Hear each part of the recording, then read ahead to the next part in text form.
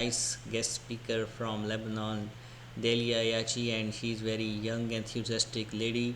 And I really feel honored to have her. Thank you, ma'am, that you are here to share your useful and meaningful journey in your career, in your life. Thank you so much. So, first of all, I would like to ask that you started your education and your career in Lebanon. So, what was your motivation in concern of education and then to become professional? At the beginning, allow me to thank you, Dr. Ali, for having me today. That's true. My name is, in the Lebanese way, Dalia Ayache, Yeah. and I'm so happy to be today here with you having this talk and speaking about my journey. Although I'm still young, I'm only 28 years old, and Nice. yeah. The thing is, I grew up in a place where we value education. So I always tried to learn in a way that helped me understand people and build myself. So I studied business management because it's really very near to people and being always like people oriented. Mm. And moreover, my study gave me a good move to be like part of this society and like being social and like business, Mm-hmm. so yeah. Regarding my work, let me tell you a little bit about my work. Basically, I was born and raised in Saudi Arabia, Ah. Saudi. Yeah. So basically, when I was there, always I had that thing that I need to go back to Lebanon, that nostalgic like food and so on. So I have now I have two roles I really care about. So basically, the first thing is that I'm a founder of Munid Dalia. Munid Dalia is a social enterprise Great. that supports rural women here in Lebanon, Mm.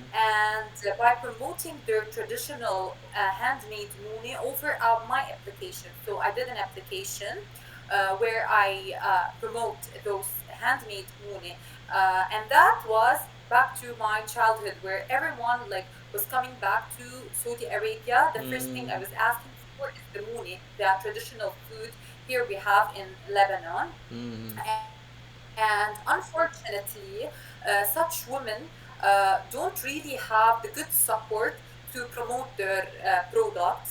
And here in the rural area, many people do mooning. Mm. So for that reason, I had this idea, and we did an application. We started dealing with many women here in the rural areas. We take their products, we promote it on our app, and after that, we sell it. In this work, I got like many times awarded. Last year, 2025, as I was one of the green entrepreneurs uh, in Lebanon, one of the 100 powerful women worldwide. And of course, I participated in many kind of pitching and accelerators where I always, and my idea basically won. Mm. And let me a little bit shed lights on my other work, which is account manager at Exquitec. It's a cloud computing company where we handle interested customers or interested leads in HR systems, so and CRMs.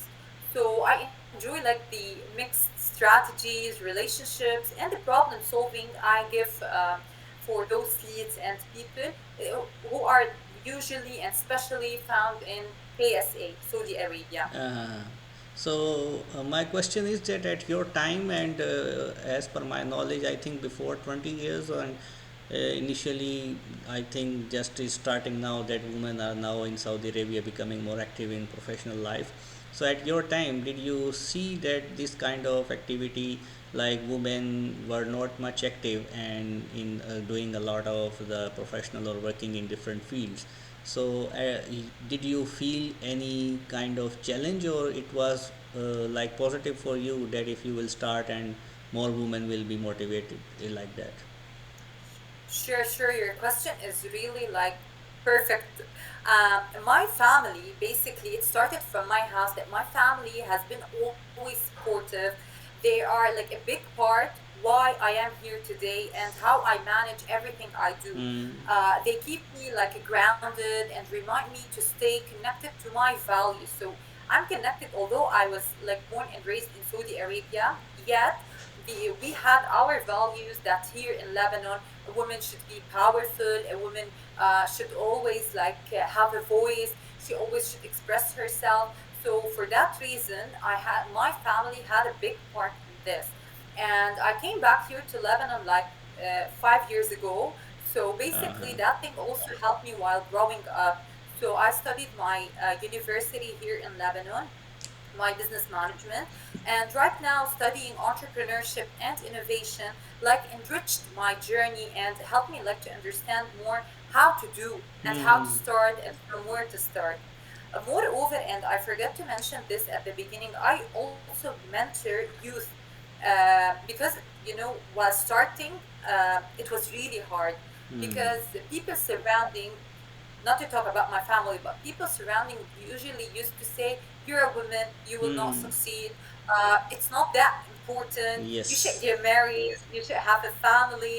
So that thing always was hard. Yet it's really important for a person to be like he has a passion, and that's the thing I had. I had passion. I'm a very positive person, so I always like prepare and do my things in silence. And when success is there, everyone hears about it. Yeah, So yeah. agreed. Yeah. So, but your this business that you mentioned, your society or club that you started, it was originally from Saudi Arabia or in Lebanon? No, it was in Lebanon. The idea was because I was in Saudi Arabia. Yes. So basically, when you live like abroad, you always search for things. Knew about the Saudi Arabia time. Yeah, so basically in Saudi Arabia, women weren't that much supported. Nowadays, it's a little bit different. Women Yes. drive, they Yeah. can do their things. And thank God that things changed. The culture is somehow changing and they're like becoming more open and they're understanding that women's role in this like world is really important.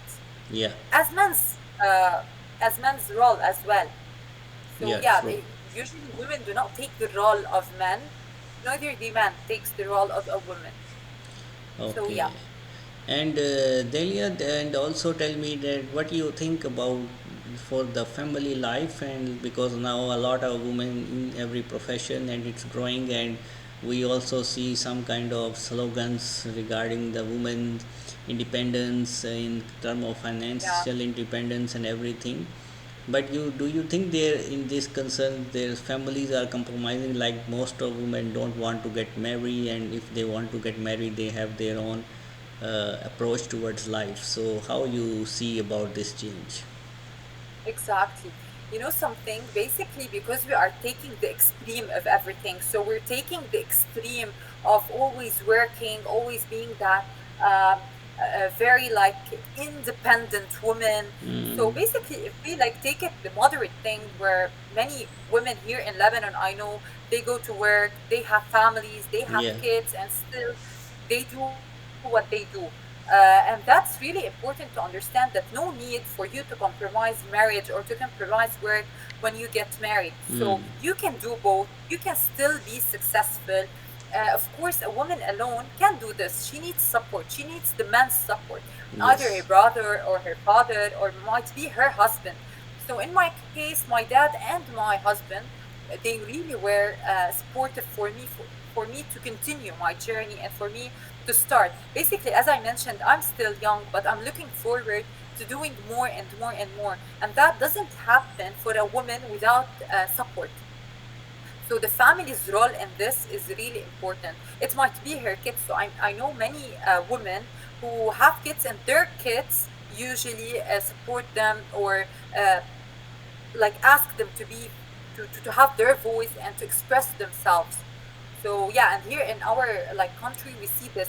So basically a woman, a mom, a grandma usually has her catering, has her own business, has her money products. So here in Lebanon we really like somehow understand this, or the place I live in, we understand that a woman can still get married, get kids, and be a businesswoman and a successful woman.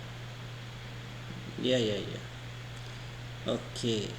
And in terms of cultural norms, that like as we mentioned, somehow in the different country like Saudi and some other Arab countries.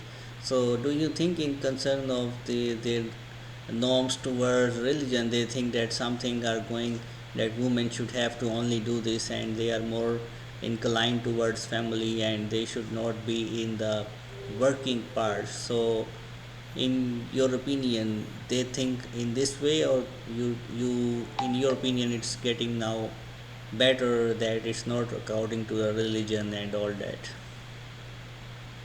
So basically, in Saudi Arabia, it's newly that women are involved in work, they are involved in the social life. So it's really like it needs time for women, for men, and for the society and the culture to understand what's happening. So, like 2 years ago or 3 years ago, women weren't involved as much as today. So, for that reason, it's really new for a woman to understand where's her role in this. Um, so it needs time, it needs time. They're trying, they're practicing it. It will take time, as any change in the world, it will take time, yet it will happen. So basically they are not like Lebanon now, but they will be one day. Hmm. Okay. And what was your difficult time when you were as a female think that this part is very difficult part of your life? Of course, being a female and balancing different responsibility hasn't always been like an easy working full time, Hmm. because a woman really has a full time job at home in her job, and Yes. of course if she wants to do something social, so building a business and dealing with the ups and downs around us. There were times where things felt overwhelming, but each challenge gives you a lesson, and every down has an up. So yeah, it wasn't that much easy, but challenges are really nice. They teach you, they give you good memories sometimes, and you can value yourself and what you've reached. Yeah. Yeah, it's part of life that we face from different and pass from different challenges. It happens. Okay, in next 5 minutes I will ask about something in your expressions, like when you are angry what you do. Usually that's the way I get angry. Sometimes, it's really important to cry. So I really find the way that when I cry, I feel as if I have like loads on my shoulder. And when I cry, things get out of my shoulders, and I feel again feeling happy. And, because I'm a positive person. So, yeah. Okay, and what you suggest other people that when they are passing from uh, unpleasant scenario, like when we don't like someone or when we have some harsh arguments, then how we cope up with mental health? Exactly. Nowadays there's a big marketing for the intelligence, the Mm, emotional intelligence. So it's really important for us to read books, to take trainings, to take workshops, and to practice emotional intelligence. Because for myself, when I get angry, I mentioned I cry. So I can't be in a meeting where I get angry and so I cry. So it's really, you have to practice emotional intelligence, work on yourself for you to always overcome those obstacles, because it's an obstacle. Moreover, you have to be somehow positive. You have to be somehow optimistic, because when you are pessimistic, you always see things, you see obstacles. Obstacles get harder, but when you think in a positive way, you will always find a solution. So the problem solution mentality is really important in this life, because nowadays in Lebanon and everywhere, there's big problems and there's big obstacles. There's the threats. When you study a business, there's the threats thing. So really you have to be prepared and mm, welcoming. I always say that you should welcome the problem, hug it, and then get the solution to see how you will solve it. So basically, I think that's the best thing I use, and like I give advice to everyone to follow this thing. Yeah, okay, agreed. Thank you so much, Delia. Would have nice talk, and I will be happy to invite you again with some new topic and talk, and with our panel women. I will share about my platform theme as well. So it will be great to know each other, and will be